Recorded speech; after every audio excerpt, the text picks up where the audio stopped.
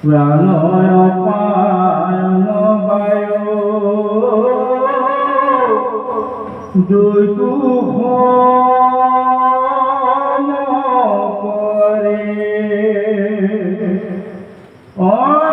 নাবি সকলে থাকিলাম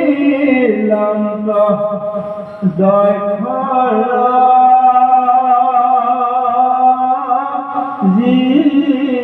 জিয়ারে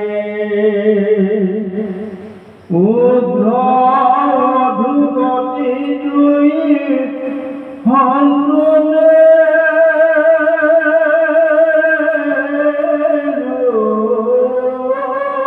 ধিলা পাশে অল্প করি বায়ু দেবিয়া মেলা এই পথকে থাকিয়ে এই দক্ষ যজ্ঞৰ সতীৰ প্ৰাণ ত্যাগৰ মূল পথ। কিদৰে এগৰাকী সুস্থ সবল নিৰোগী শৰীৰৰ ব্যক্তি সতীয়ে দক্ষৰ যজ্ঞত যোগাসনৰ জৰিয়তে প্ৰাণ এৰিব পাৰিছিল, ভালদৰে যদি গৱেষণা নকৰে আপুনি অনুভৱ কৰিব নোৱাৰিব।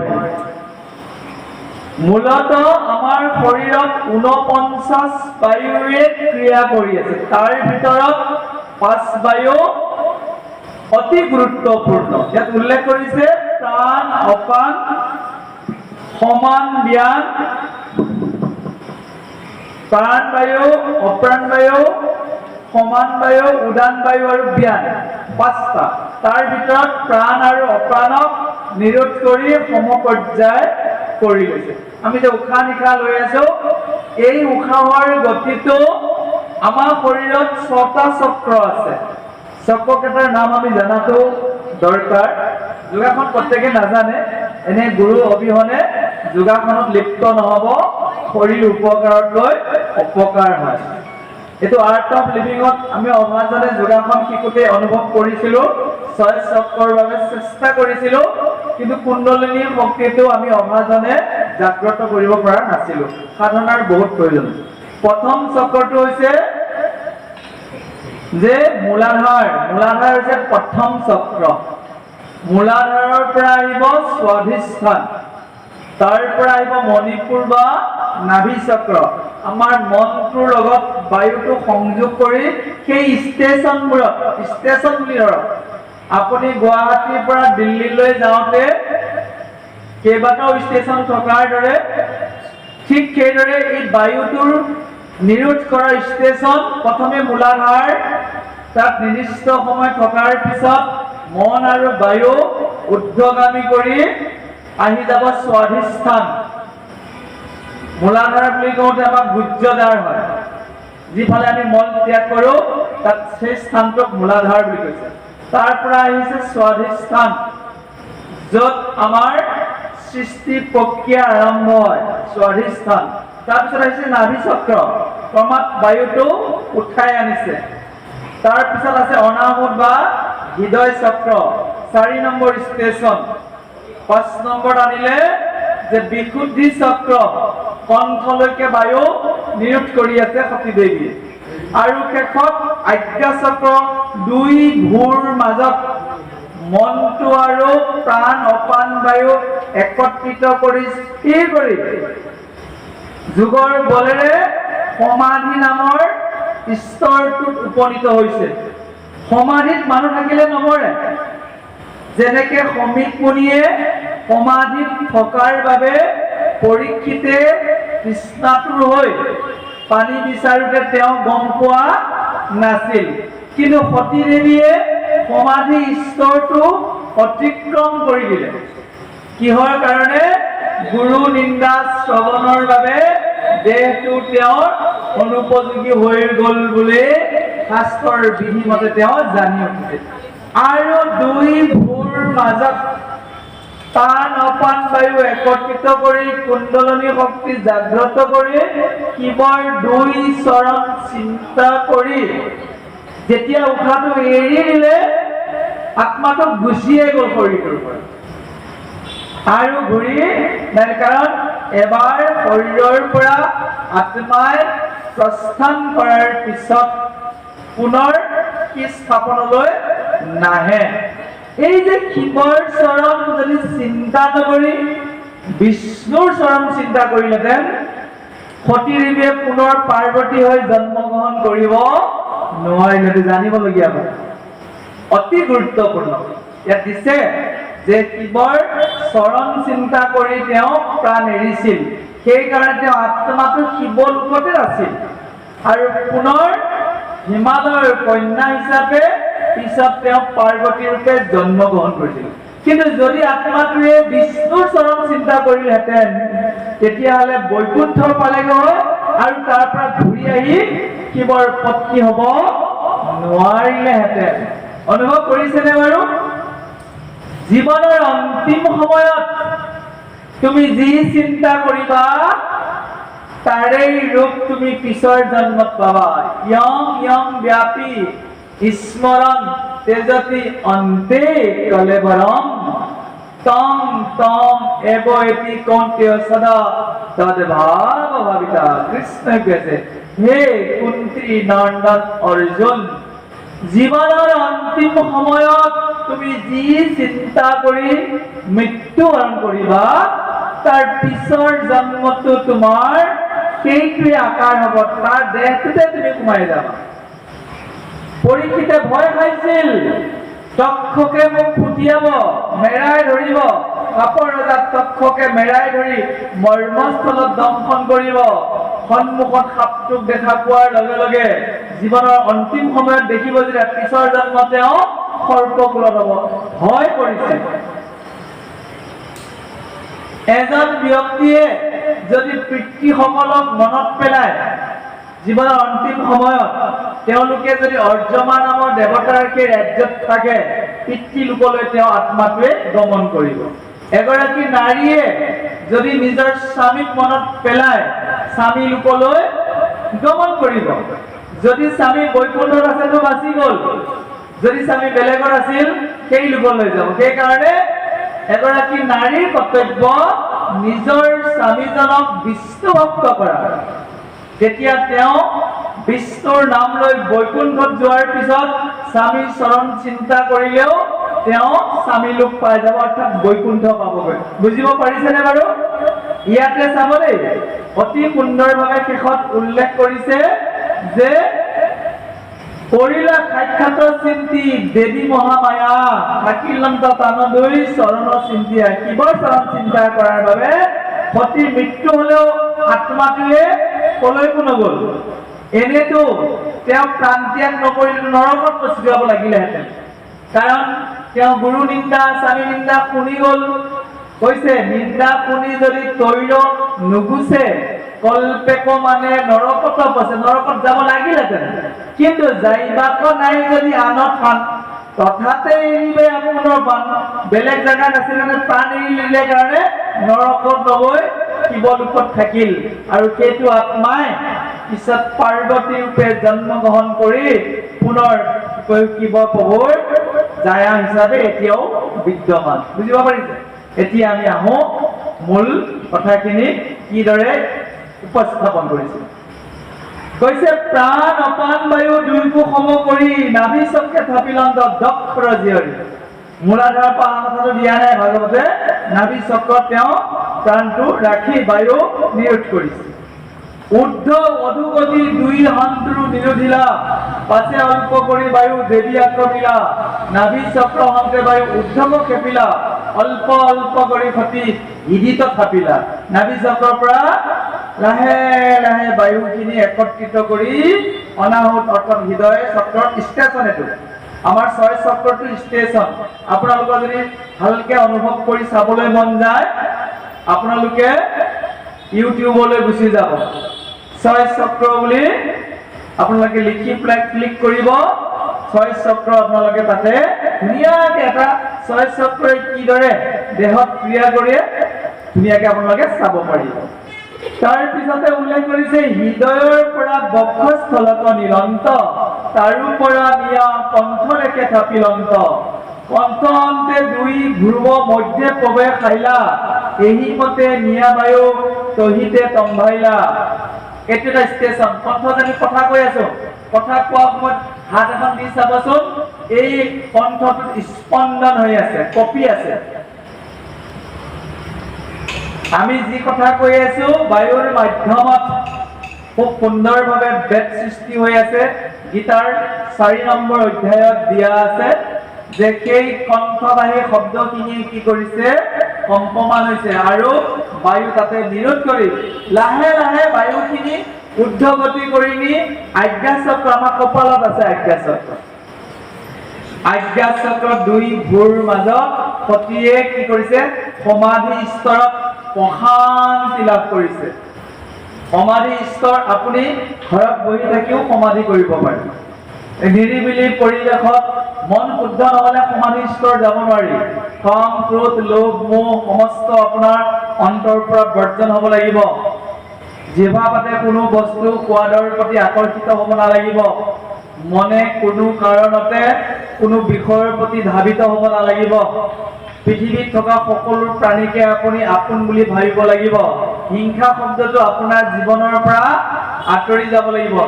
ইমান পৰিষ্কাৰ নহলে আপুনি সমাধি স্তৰলৈ কেতিয়াও গতি কৰিব নোৱাৰে।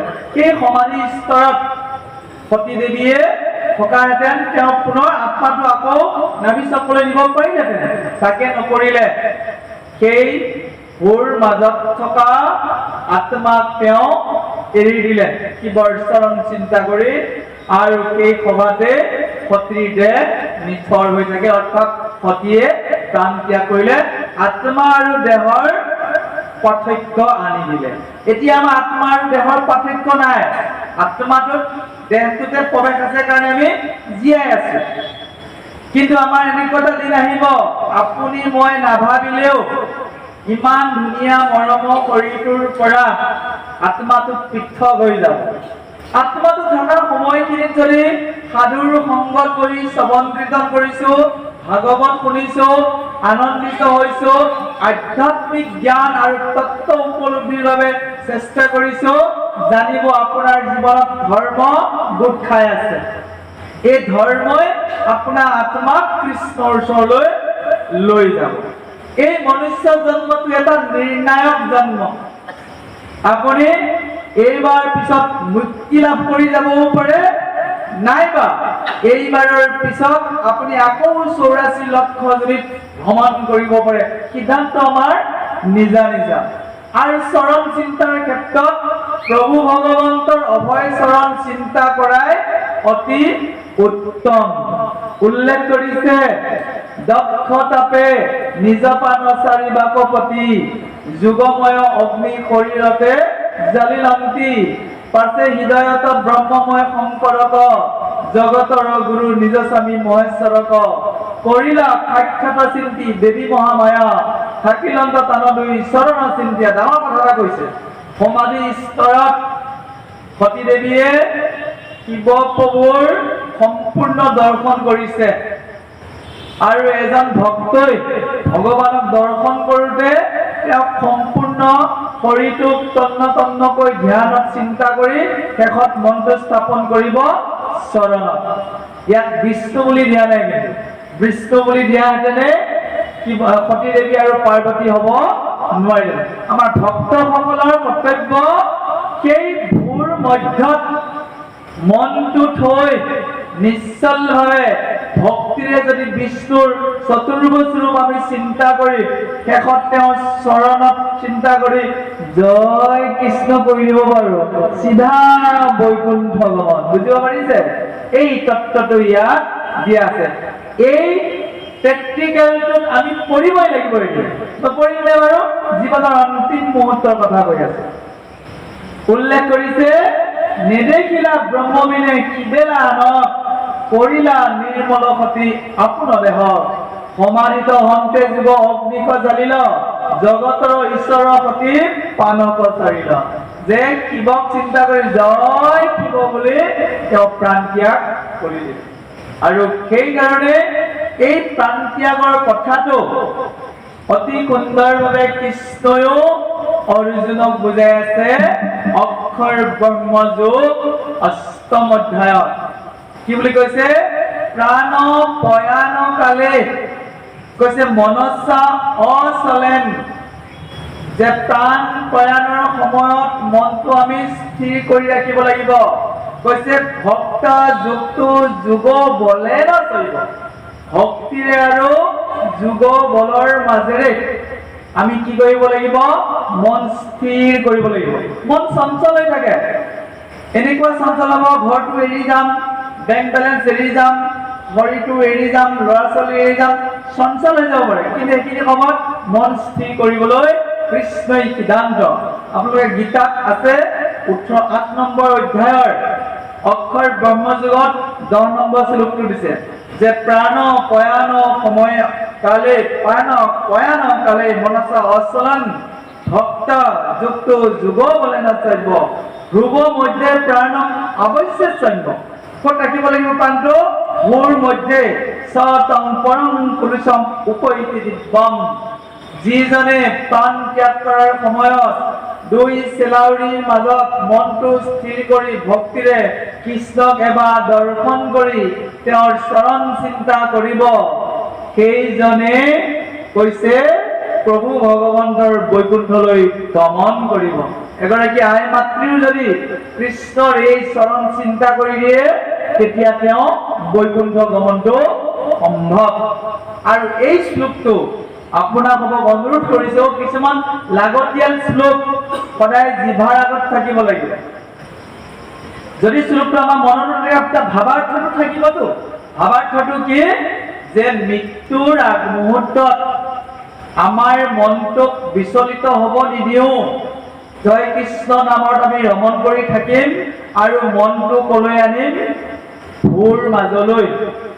দুই চকু মুদি কৃষ্ণৰ চতুৰ্ভুজ ৰূপ চাম, তেওঁৰ প্ৰতিটো অংগক ধ্যান কৰি শেষত দুই চৰণ চিন্তা কৰি জয় কৃষ্ণ বুলি প্ৰাণ ত্যাগ কৰিম, বৈকুণ্ঠ পামগৈ। এইখিনি কথাটো মনত ৰাখিব পাৰিম। কাৰোবাৰ যদি শক্তি হয়, ধুনীয়াকে আমাৰ ঘৰবোৰত ফটো থাকে নহয়, ফটোৰ চাব একেবাৰে তলত বগা অংশ এটা থাকে ফটোবোৰত। কিছুমান ফটোত কোনোবাই কাৰোবাৰ নিজা এড্ৰেছ দি পেলাই প্ৰিণ্ট কৰি দিয়ে, কিছুমান ফটোত খালী হৈ থাকে।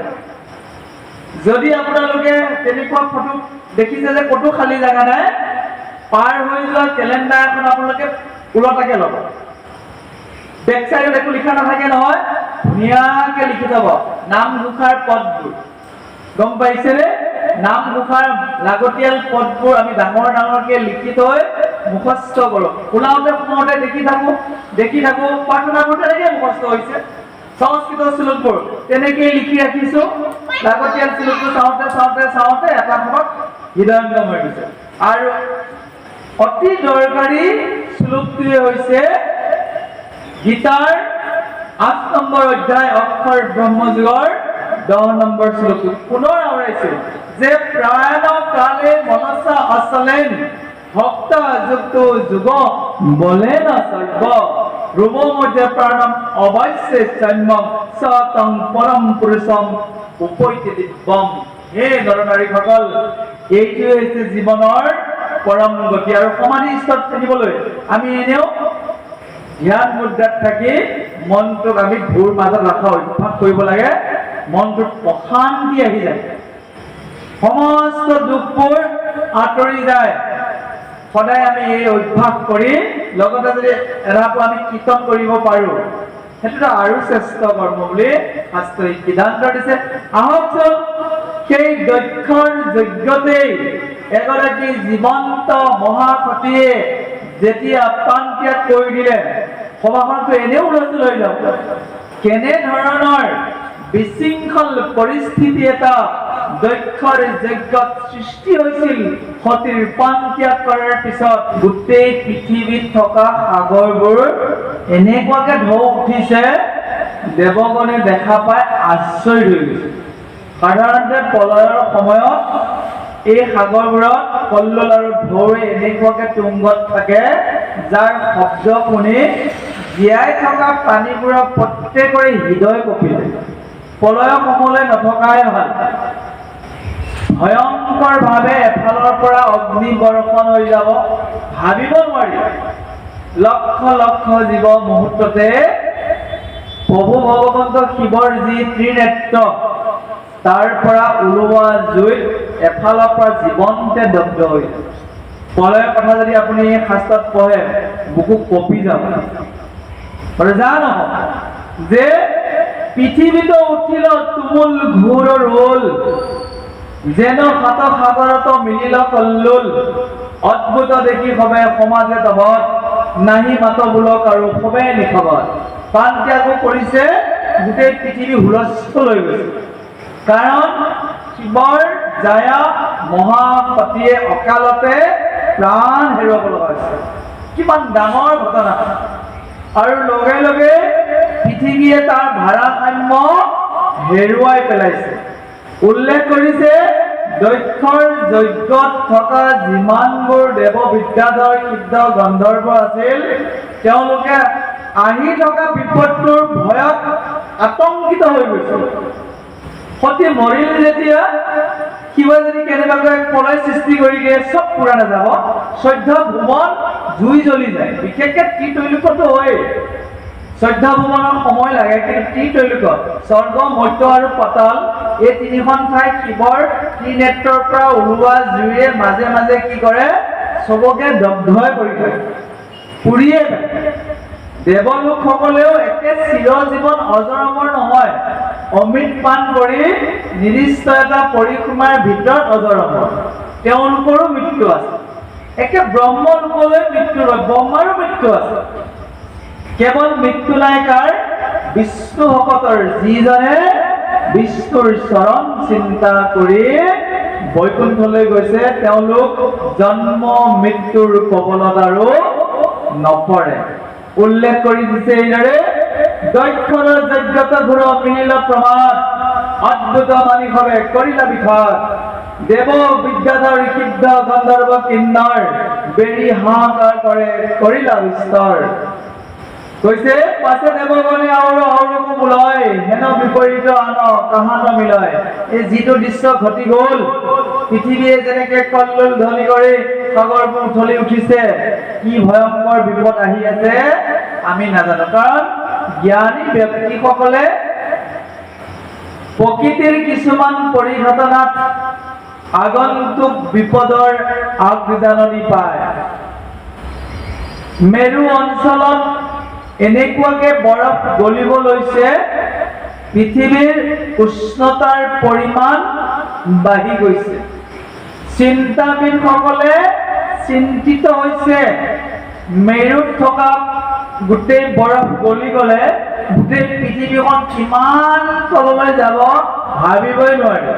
আমাৰ যে পৃথিৱীখন মেৰু অঞ্চলত বৰফেৰে ঢাক খাই আছে, সূৰ্যৰ প্ৰখৰ তাপত অধিক পৰিমাণে গলি গৈছে, যাৰ কাৰণে গৰমৰ যিটো মাত্ৰা ডিগ্ৰী কৈছে কিমান ডিগ্ৰী চেলচিয়াছ বাঢ়ি গৈছে প্ৰতি বছৰে, যিটো এটা বিপদৰ আগজাননী চিন্তাবিদসকলৰ কাৰণে। সাধাৰণ মানুহে কি হৈছে গমেই নাপায়। তাৰ মানে অসমখনটো আৰু সৌভাগ্যৱান, নাতিশীতোষ্ণ অঞ্চল পৃথিৱীখনত, বিশেষকৈ অসমখনক ভগৱন্তই এনেকুৱাকে স্বজন কৰিছে, না ঠাণ্ডা না গৰম। বেছি গৰম হলে 40 ডিগ্ৰী পাৰ হলে শীতল বতাহ আহি পাহাৰত খুন্দা খায়, আকৌ মেঘে বৰষুণ দিয়া আৰম্ভ কৰি ইমান সুন্দৰ ঠাইত গুৰুজনাই আবিৰ্ভাৱ হৈ ধৰ্ম প্ৰচাৰ কৰিছে। জানো উল্লেখ কৰি সকলোৱে জানিছে, যিহেতু দক্ষৰ জায়া সতীয়ে প্ৰাণ ত্যাগ কৰিছে, আৰু কিছু মুহূৰ্তৰ পিছতে শিৱৰ ক্ৰোধাগ্নিয়ে সকলোকে ভস্ম কৰিব, সকলোৱে ভয়ত কম্পমান হৈছে। কিন্তু তাৰ আগলৈ তেওঁলোকৰ আনন্দৰ সীমা নাইকিয়া হৈ আছে। দক্ষই যজ্ঞটো এনেকুৱাকে পাতিছে, বৃহস্পতিৰ যজ্ঞ, ভৱিষ্যতে এনে যজ্ঞ নহব, অতীততো হোৱা নাছিল। যজ্ঞত উপস্থিত থকা দেৱ বিদ্যাধৰ সিদ্ধ মুনিগণে আনন্দিত হৈ আছিল। কাৰণ খোৱা বোৱা বস্তুৰ সম্ভাৰ যথেষ্ট আছিল। তেওঁলোকে দান দক্ষিণা পোৱাৰ হিচাপতকৈও অধিক স্বৰূপে তেওঁলোকে দান দক্ষিণা পালে এটা আনন্দৰ পৰিৱেশ। কিন্তু এতিয়া যিটো ঘটনা ঘটি গ'ল, সতীয়ে পাণ ত্যাগ কৰিব বুলি কোনেও ভবা নাছিল। যিহেতু জগতৰ ঈশ্বৰ শিৱৰ সতীয়ে পাণ ত্যাগ কৰিছে, এই মুহূৰ্ততে আৰু হুলস্থুল হ'বৰ কাৰণে বাকী নাই বুলি সকলোৰে অজান আশংকাত আতংকিত হৈ পৰিছে। কিন্তু তেওঁলোকে দক্ষলৈ চাইছে, দক্ষৰ একো প্ৰতিক্ৰিয়াই নাই, মৰিল আৰু এনেকুৱাকে ক'ব বিচাৰিছে, যিহেতু প্ৰাণ ত্যাগ কৰিলে পদটো টানি পেলাই অকণমান চাইড কৰা, এনেকুৱা এটা ভাৱৰে আছে। বাকীবোৰ আতংকিত হৈছে, কিন্তু এই প্ৰজাপতি দক্ষৰ হৃদয় লৰচৰ হোৱা নাই। তাকে দেখিও তেওঁলোক আচৰিত হৈছে। কৈছে, উপজে আমাৰো খেপ দেখি আচৰিত, দক্ষৰ মনত কিছু নাহিকে ইংগিত। দেখিও দক্ষকে ন কপট হৃদয়, প্ৰজাপতি হুয়া মহা অন্যায় কৰে। প্ৰজাপতি মানে প্ৰজাৰ পালক, পতি মানে স্বামী, প্ৰজাক ৰক্ষণাবেক্ষণ দিয়া, প্ৰজাৰ উন্নতি সাধন কৰা দায়িত্ব দক্ষই লৈছে।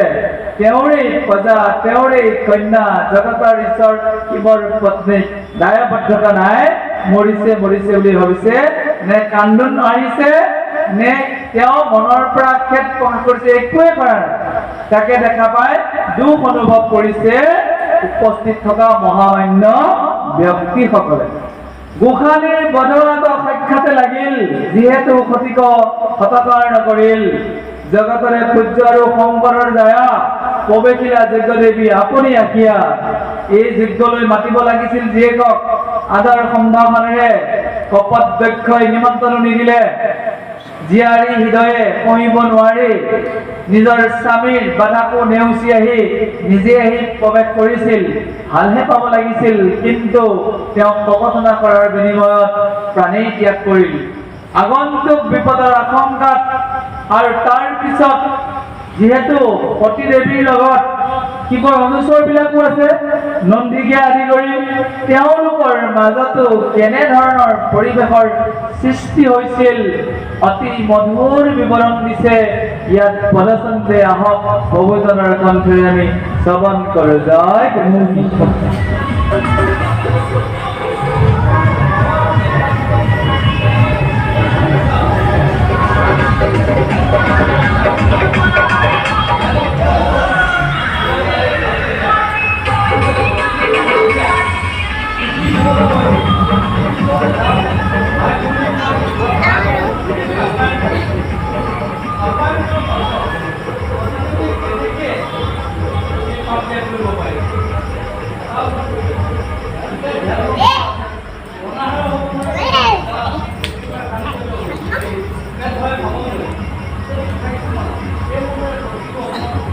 আপুনি অকমান ধৰি লওক বুজি পোৱাত অসুবিধা পাইছে। এতিয়া চাওক, বাইক কেইজনীয়ে মাকে ধুনীয়াকে আহ বহ এয়া লোৱা দি আছে, কিন্তু তেওঁ সেইবিলাকলৈ মনে কৰা নাই।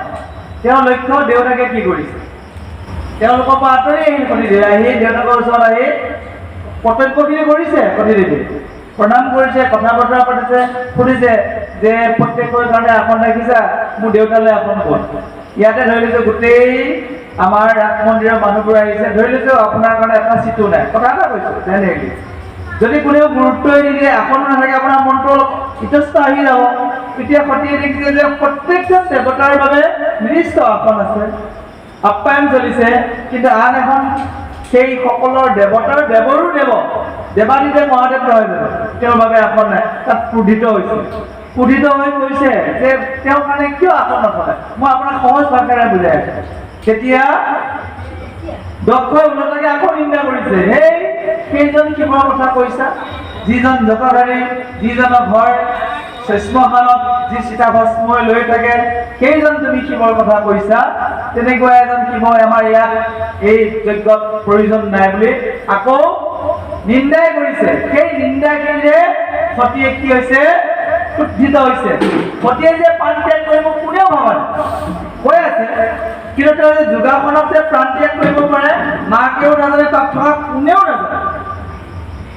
তেওঁ মুহূৰ্ততে সিদ্ধান্ত লৈছে যে স্বামীৰ নিন্দা আৰু মই শুনিব নোৱাৰো, প্ৰাণ ত্যাগ নকৰিলে মই নৰকত যাব লাগিব, গম পাইছে? প্ৰাণ ত্যাগ নকৰিলে নৰকত যাব লাগিব। সেইকাৰণে যোৱাৰ ঠাই নাই কাৰণে নিজৰ জেগাতে প্ৰাণ ত্যাগ। আৰু যোগাসনটো কি আচলতে বহুজনে বৰ ধুনীয়া প্ৰশ্ন এটা কৰিছে, এইখিনি অন্য কথা আহি গ'ল। আমাৰ বহুত মানুহে খাবলৈ নাজানে। আমি যে আহাৰ খাওঁ, আপুনি যিমানখিনি আহাৰ খালে আৰু কিমানখিনি আহাৰ খাবৰ কাৰণে ঠাই ৰাখিব লাগিব নাজানে বহুত।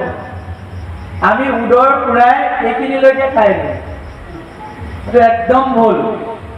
আহাৰ খাব লাগিব, প্ৰাণ ধাৰণৰ বাবে যে খাওঁ, নামমাত্ৰ আহাৰ। যিসকলে জানে তেওঁলোকে কিয় দুটা ফলাহাৰ কৰে, কোনোবাই গাখীৰ এগিলাচ খায়। আমি কি হৈ গৈছো, খাদ্য অভ্যাসটো আচলতে আপুনি যদি চাই ভাৰতবৰ্ষক বাদ দি পৃথিৱীৰ বাকীবোৰ মানুহৰ খোৱাই কাম। আপুনি বিশ্বাস কৰক, ভাৰতবৰ্ষৰ মানুহে বিভিন্ন ব্ৰত উপবাসত থাকি খাদ্যৰ পৰা আঁতৰি আহি আধ্যাত্মিক চিন্তা কৰে। পৃথিৱীৰ বাকীবোৰ মানুহে আধ্যাত্মিক শব্দটো বুজিয়ে নাপায়। জীয়াই থাকোঁতে কিমান কেনেধৰণৰ খাদ্য সম্ভাৰ খাব লাগে আপুনি আচৰিত পাব যে আমাৰ মানুহৰ মাজতে আচলতে সেই ৰাক্ষসবোৰৰ জন্ম হৈছে। কলিযুগত মানুহ হ'ব বিচাৰি আছে যে অদ্ভুত অদ্ভুত বস্তু খাই। মই দেশখনৰ নাম উল্লেখ কৰা নাই আৰু চেনেলকেইটাৰ নাম উল্লেখ কৰা নাই, যিটো আমি ভাবিবই নোৱাৰো সেইবোৰ বস্তু তেওঁলোকৰ খাদ্য হৈ আছে। যা নহওক, আপোনাৰ সমাজতো আপুনি দেখিছে যে কিছুমান ভকতেও তেনেকুৱা অনাচাৰী লিপ্ত। তাৰ কাৰণ সৌভাগ্যবশতঃ তেওঁ ভকত হৈছে, ভকতৰ শাৰীত বহি গ'ল, কিন্তু তেওঁ আত্মাটো অসুৰ হৈ আছে। এই অসুৰবোৰ যে মানুহ ৰূপেই জন্মগ্ৰহণ কৰিছে। আচৰিত পাব, বিশ্লেষণ কৰিবলৈ আমি কি কওঁ। আপুনি আজি আৰু পৰিষ্কাৰৰ পৰা পৰিষ্কাৰ হৈ গৈছে, আপুনি গম পাব আচলতে আপুনি দেৱতুল্য হৈ গৈ আছে। এই বস্তু সতীদেৱীয়ে সেইখিনি সময়ত আহাৰ খাই আহিছিল যদিও কয়লাখনে খাইছিলে, ইয়াততো তেওঁ খোৱাই নাই। এনেও যিসকলে যোগাসনত থাকে একদম নামমাত্ৰ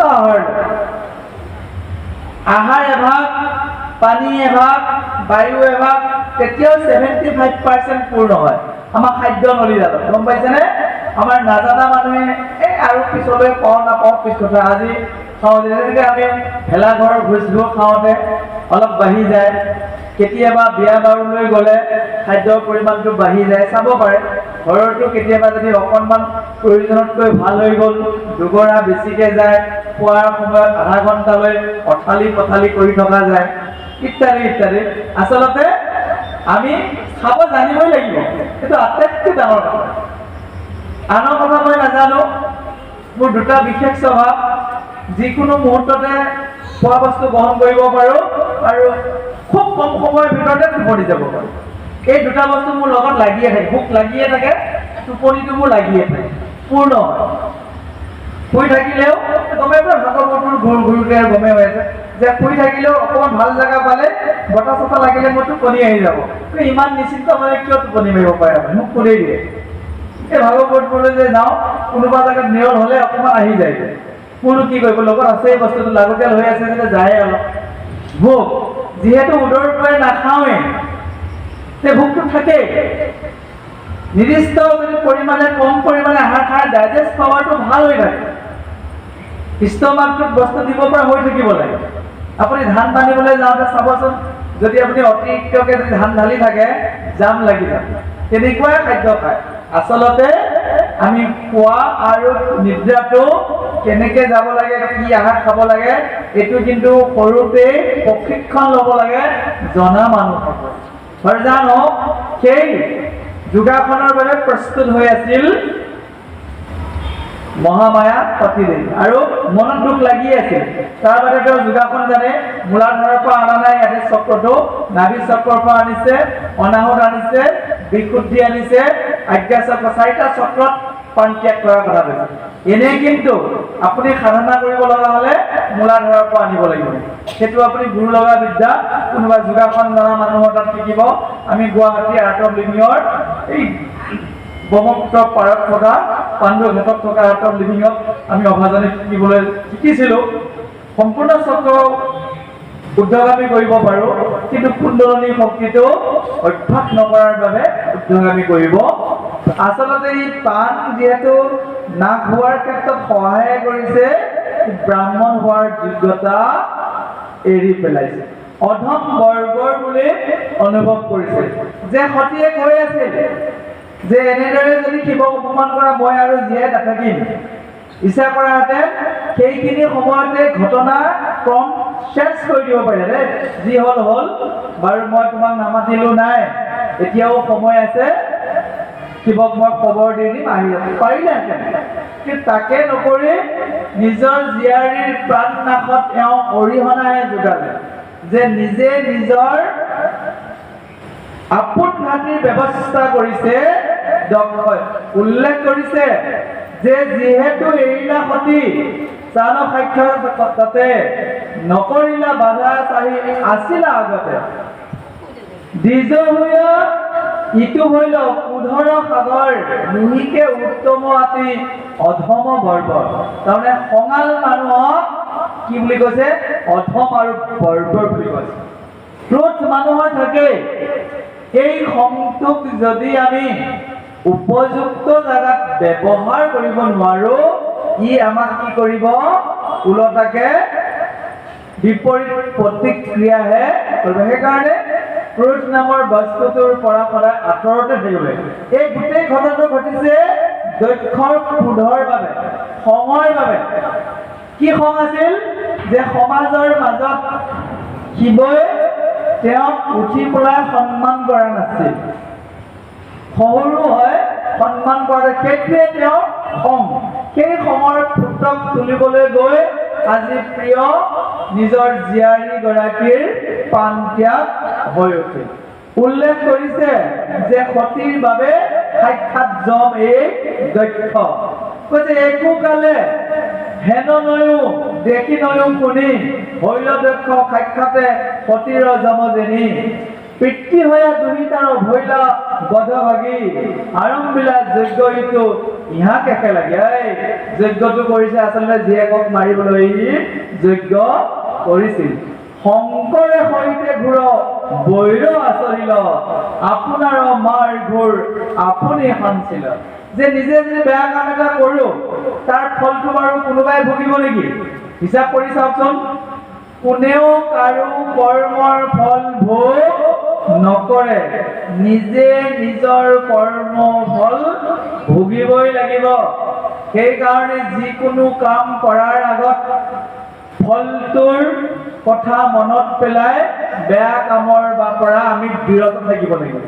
মনুষ্য জন্ম লৈছো, হৰি ভক্তি নকৰিলে নৰকত যাব লাগিব, এইটো সদায় মনত ৰাখিব লাগিব। মনুষ্য জন্ম পাইছো, সপ্তাহত অলপ হলেওতো 2 ঘণ্টা হলেওতো ভাগৱত শুনিছো, পুণ্যটো সঞ্চয় কৰিছো, এইটো যে সুকৰ্ম সদায় মনত ৰাখিব লাগিব। যদি এই কৰ্মটো পাহৰি যায় আহিবলৈ এলাহ লাগিব, সদায় সদায়নো কিমান যাম এনেকুৱা লাগিব।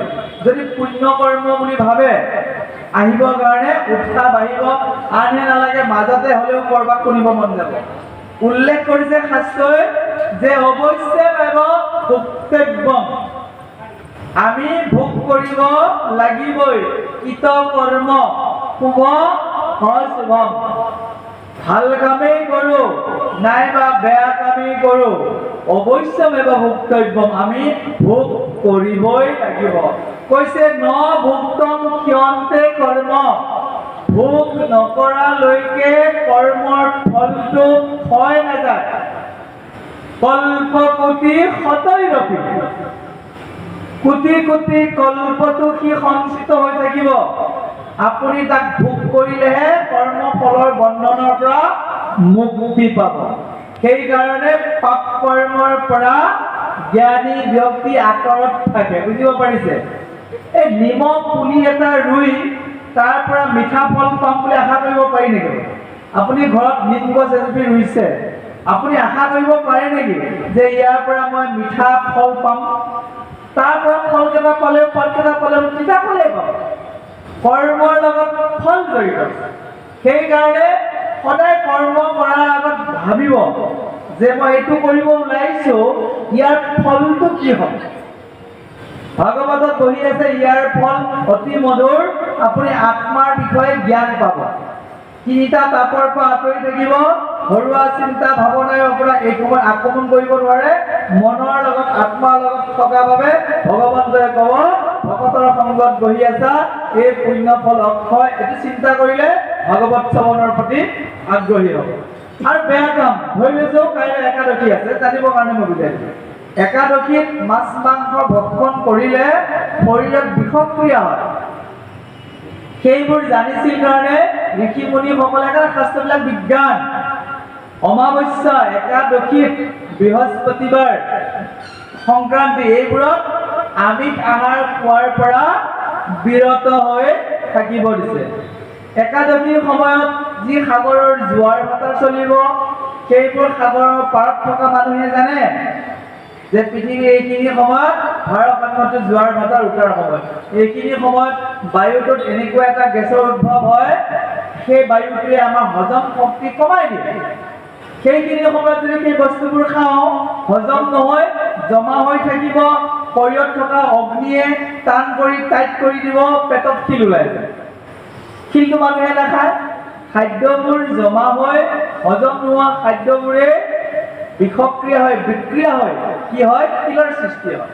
আৰু জানো শাস্ত্ৰত দিয়া নিয়ম নীতিবোৰ পালন কৰাটো আমাৰ প্ৰধান কৰ্তব্য। অতি উল্লেখ কৰিছে যে দক্ষই যিহেতু ইমান বেয়া কাম এটা কৰিল, জীয়েকৰ মৃত্যুৰ নিচিনা কাৰ্যত সমৰ্থন কৰিল, ইয়াৰ ফল ভয়ংকৰ। কিন্তু যদি কৃষ্ণ ভক্ত হয়, তেতিয়াহ'লে কৰ্ম ফলৰ বন্ধনৰ পৰা আঁতৰি যাব পাৰিব।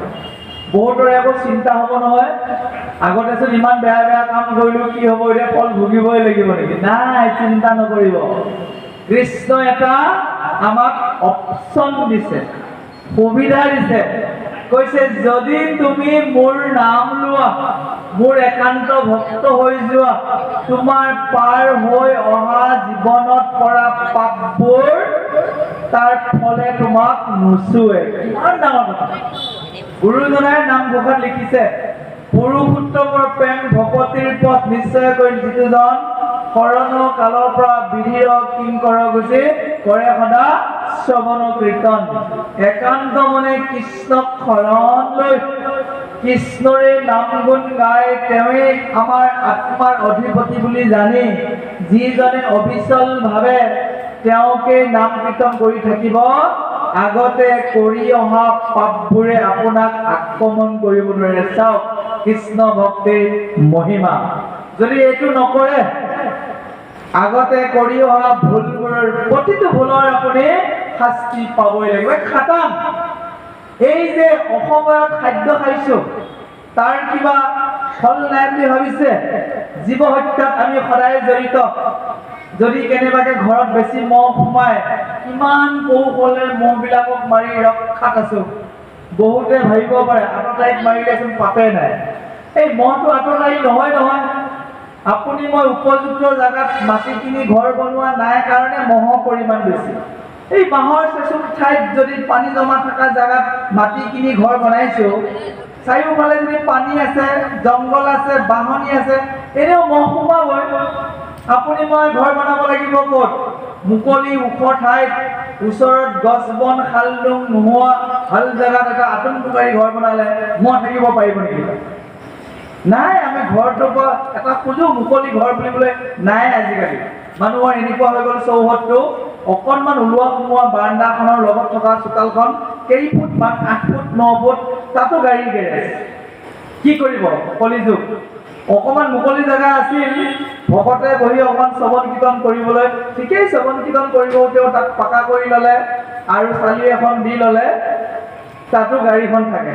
চাওকচোন, আলহী আহিলে অকণমান ল'ৰা ছোৱালী খেলিবলৈ জেগা নাই, উপায় নাই, বিচনাখন আৰু মোবাইলটো, ল'ৰা ছোৱালী খেলাৰ মাধ্যম। দৌৰিবলৈ অলপ ঠাই নাই, কেনেকৈ ল'ৰা ছোৱালীৰ শাৰীৰিক বিকাশ হ'ব? আমি আচলতে নিজৰ বাসস্থানটোক উপযুক্ত জেগাত আমি নিৰ্মাণ কৰি ল'ব লাগিব। প্ৰয়োজন পৰিলে আপুনি গাঁওখনৰ পৰা আঁতৰত গৈ অলপ পথাৰতে মুকলি জেগাত থকা আৰম্ভ কৰক। কেতিয়াও সেইবোৰ পাপৰ পৰাও আমি ৰক্ষা পৰিম। আহক, অতি সুন্দৰভাৱে শাস্ত্ৰই সিদ্ধান্ত দিছে। সেইকাৰণে কৰ্ম কৰাৰ আগত সদায় ভাবিব লাগিব, কৰ্মটোৱে মোক কিবা অপকাৰ কৰিব নেকি। অতি সুন্দৰভাৱে সেই দক্ষৰ যজ্ঞত হোৱা পিছৰ প্ৰতিক্ৰিয়া দিয়া আছে। আহক আমি শ্ৰৱণ কৰিছো। জয়